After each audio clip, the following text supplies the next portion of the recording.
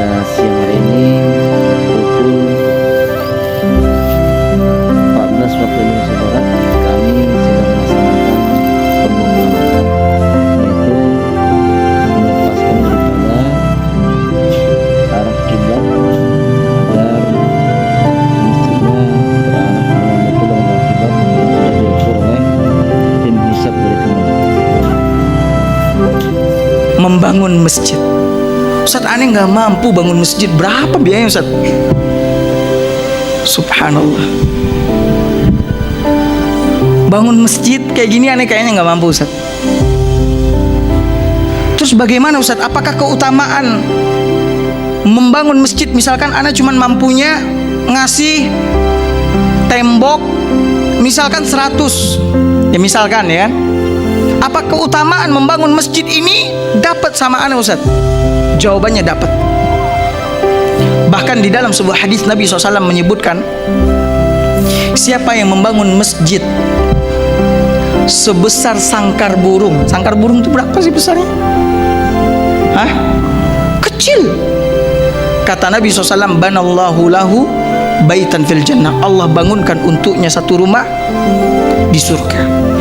Maknanya adalah ketika kita ikut serta dalam pembangunan masjid sesuai dengan kemampuan kita, untuk sebesar ini semuanya kita tidak mampu, tapi sesuai dengan kemampuan kita, sekian tembok atau sekian semen dan sebagainya, maka Allah Subhanahu wa ta'ala akan memberikan kemuliaan, memberikan kebaikan atas amalannya tersebut.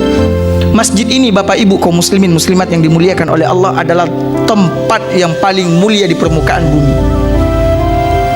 Tempat yang paling mulia dicintai oleh Allah Subhanahu wa ta'ala di permukaan bumi.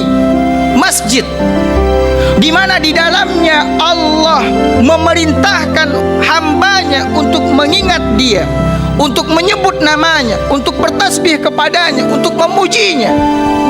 Sebagaimana Allah katakan, fi buyutin adzinallahu an tuzkar wa yurfa' fiha ismuh.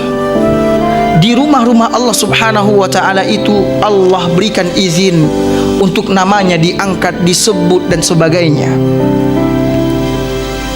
Bapak Ibu kaum muslimin muslimat yang dimuliakan oleh Allah Subhanahu wa ta'ala,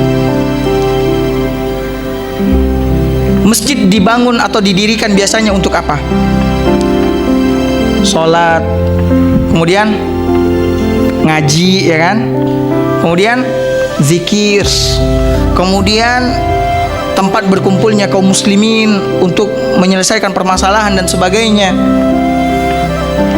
Maka Bapak Ibu kaum muslimin muslimat yang dimuliakan oleh Allah, apabila seseorang membangun masjid, kemudian di dalamnya banyak orang yang sholat, orang yang membaca Al-Quran, orang yang menuntut ilmu syariat, kemudian melakukan ibadah-ibadah yang lain yang disyariatkan oleh Allah dan Rasulullah SAW, pahalanya akan didapat oleh orang-orang yang membangun rumah Allah Subhanahu wa ta'ala tersebut.